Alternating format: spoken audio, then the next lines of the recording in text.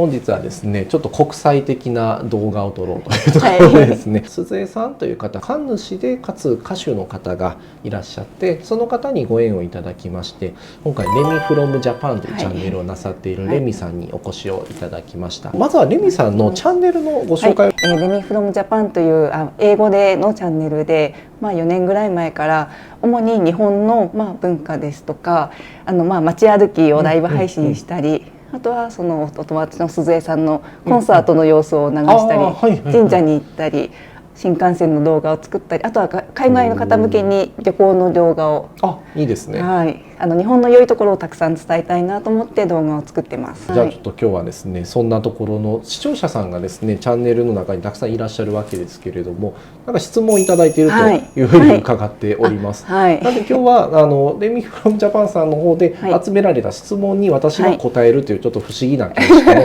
動画を撮らせていただこうと思います。まず一番最初に、こ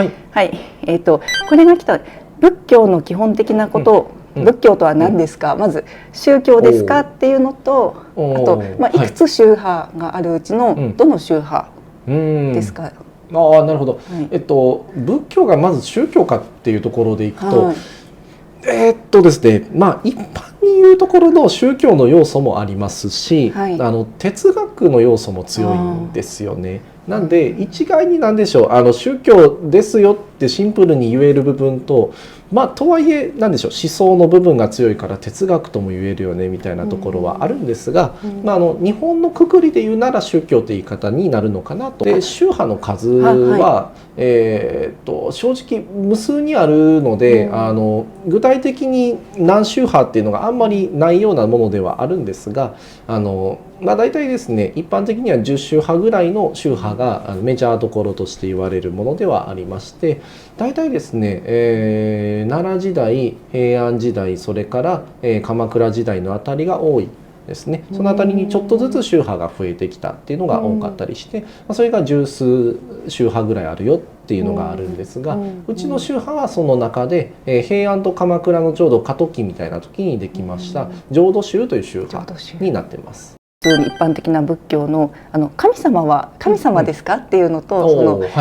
日本でいうと八百万の神、800万とか無数にいる、ただ海外の方は多分一人の神様を信じてる一神教、その神様は一人ですか、それとも神様ですか、であとその浄土宗の基本的な考えをお願いします。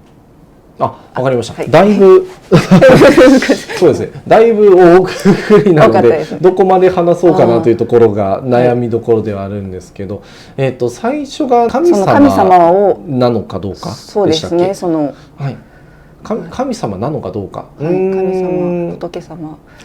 そうですね。日本の神様って何をもって神様というのかがちょっと曖昧な部分があるかなと私は思ってまして、八百万の神という言い方もしますけれども、つくも神とか言いまして、物が時代が経って、100年以上経つと神様になるとか、そういった考え方からいくと、正直神様というのは信仰の対象なのかなと一応捉えてはいるんです。で信仰の対象を神様というならもちろん神様だと思います。次何でしたっけ？それは一人信仰している対象は一人ですか？信仰の対象としては浄土宗に関してでいきますと、中心は阿弥陀さん、阿弥陀如来さんという方になります。で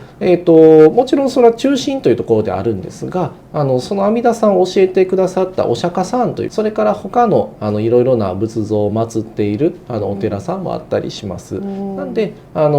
いろいろな仏さんのことをお慕い申し上げてるんですけれども、メインは誰かと言われると阿弥陀さんということにはなります。多神教という言い方、先ほどのもう一個の質問が多分そこかなと思うんですけど、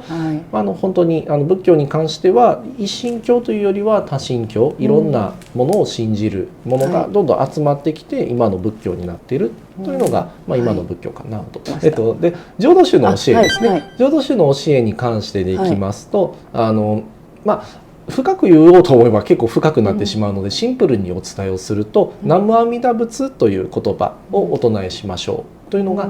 浄土宗の、教えになります。でこの南無阿弥陀仏をお唱えする、口に出して唱えるというのがとても大事だと言われていて、口に出して唱える、南無阿弥陀仏と唱えるというのは基本的には誰でもできる行というのを、そういった簡単な行を通しながら、しっかりですね極楽に生まれ変わる、往生という言い方をするんですけど、亡くなった後にその極楽という場所に生まれ変わって、そこで悩み事をなくす修行をしていただいて、仏様になっていただくという、そういった教えになりますね。フルタイムではなくて会社員もやられているというふうに伺ったんですが、会社員で、働いております。そういう方って多いんですか、最近？ですね、何割かとかはっきりとはわからないものの、多いのは多いです。サラリーマンやりながらお坊さんやってる人はいますね。それが意外で、やっぱりまずじゃあどうして僧侶になりたいなろうと思った？そうですね、一番のきっかけはやっぱり生まれたところがお寺だったっていうのは大きいんですけれども、やっぱり自分自身もこのお寺っていう環境に育てられてずっと過ごしてきましたので、そういったところからもしっかり自分がお坊さんになって、このお寺というもの、ひいてはこの大興寺だけではなくて、こういう仏教というものに関してしっかり自分が貢献できるようになりたいなと思った時に、僧侶にならないという選択肢はないかなと思いまして、僧侶になるっていうのを決めました。毎日僧侶としてお坊さんとしてどんなことをしますか？例えば一日の流れを、例えば日曜日だったらとか。そうですね、私に関してはという話でいくと、私は先ほどあったようなサラリーマンをやっているという関係がございます。なんでお寺にいるのは土日が多いですね。土日に法事でさせていただくことが多いです。で、一般的なお坊さんの話をしますと、最初に朝のお勤めをなさって、そこから、法事に行かれたりとか、いろんなところに行かれて、でお昼、帰ってこられて、でまた、出られて夜に帰ってきて、夜は、筆で書くようなことをよくやっている方が多いんですけれども、日本でいうと当場であったりとか、御朱印を貯めておくような方もいらっしゃいますけどね、そういった書き物とかは結構夜になさっている方が多いかなと思います。それは来られた方にお渡しする？そうですね、お渡しするような御朱印であったり、お当場であったりとか、勉強されている方ももちろんいらっしゃいます。知識として増やして。そうすると、じゃあ栄翔さんの活動をYouTube チャンネルやったりですとか、少しご紹介。普段見てる方は本当にいつもの通りにはなるんですが、神社仏閣オンラインというチャンネルではですね、神社さん、お寺さんの実際中の人に出てきていただいて、その方々からお話を聞くような取材というのをさせていただいてます。他にはですね、企画ものとしてゲーム作ったりであったりとか、ちょっとポップな企画もいろいろやっております。そんなチャンネルでございます。ありがとうございます。で、お庭のお手入れとか、やはりお寺随分たくさん部屋があるんですけれども、どなたがやっているんですかっていう。でもこれは大体お坊さんが自分たちでやってるお寺が多いかなと思いますね。鈴江さんと同じ、鈴江さんも神社はもう自分たちでやるって、お掃除を毎日してるって、もうそのような。そうですね。それでもう一つ質問で、なぜ仏教では瞑想が大切ですか？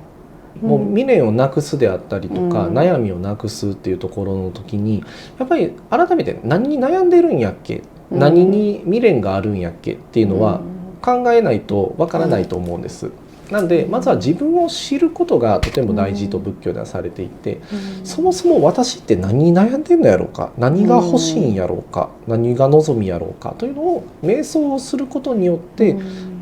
瞑想といっても最初はそこまで考えがいかないといいますか、まずは集中するとこからスタートはするんですけど、ちょっとずつその集中を使いながら、自分って今何に悩んでるとかも含めて自分のことを分析していく。ちょっとだけ外国人の、視聴者さんが多くて、やはり日本に来る時にお寺に、来てみたい、失礼にならない、やっちゃいけないこと。これは人によって考え方違うかもなんですが、まず前提で失礼っていうのはあんまりないかなと個人的には思ってます。それは何でかというと、やっぱりその仏さんに祈るっていうこと自体が大事かなと思ってまして、なんでその作法とか云々よりまず心かなと思ってまして、なんで決して何でしょう、やったらダメやなとかいう気持ちよりは、まずは祈ってみる方が大事かなと思ってます。という上でですね、日本人的に見ててちょっと変な祈り方に見えるとかはあったりするので、例えば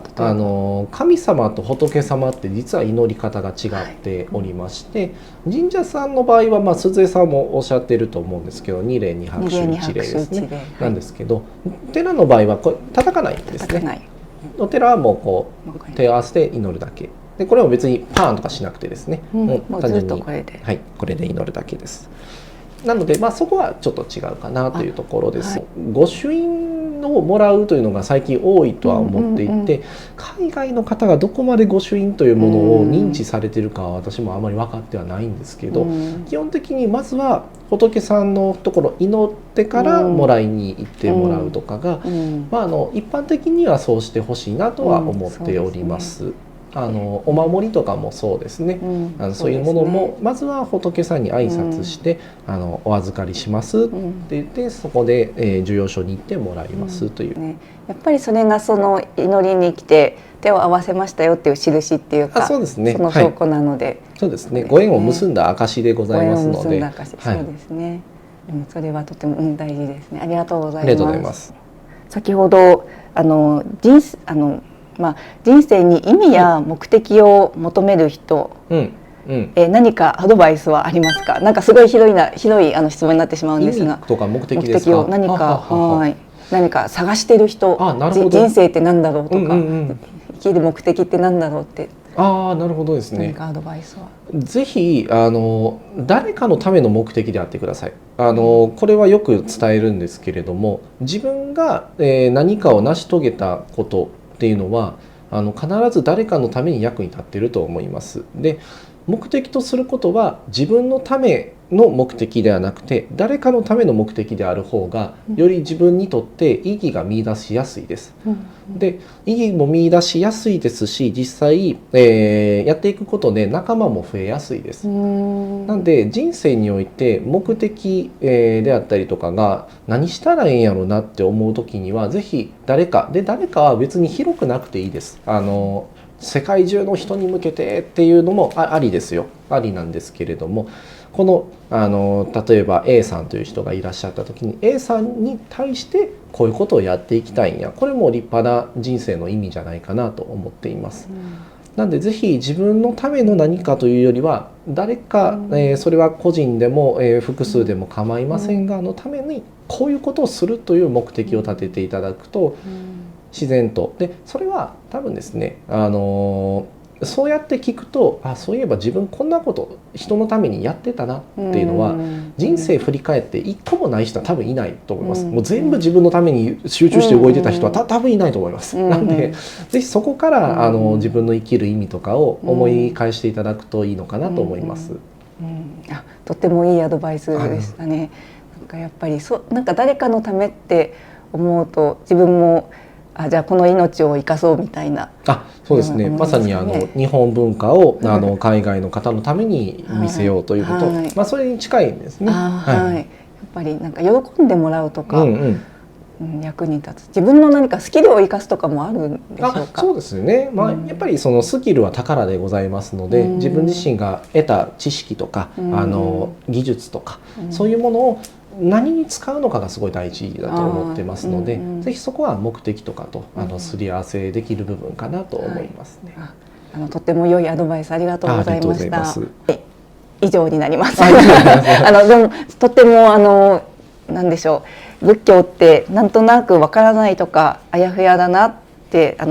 よく分かってない私もだったので、今回いろいろと言っていただいてとても身近に前よりも感じることができました。よかったです。ありがとうございます。楽しい貴重な体験もさせていただいてありがとうございました。こちらこそありがとうございました。本当に普段チャンネル見ている方は、なかなかなんでしょうね、不思議な動画やと思うんですけれども今回はですね、レミさんから改めて海外の方が日本の仏教に対してどんなことを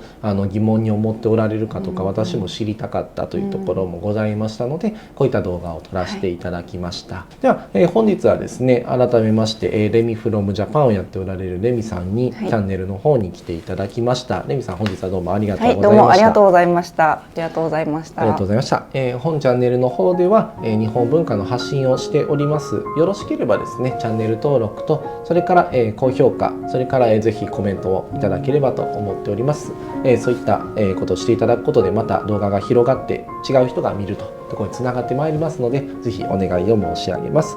それでは、本日もご覧いただいてありがとうございました。失礼をいたします。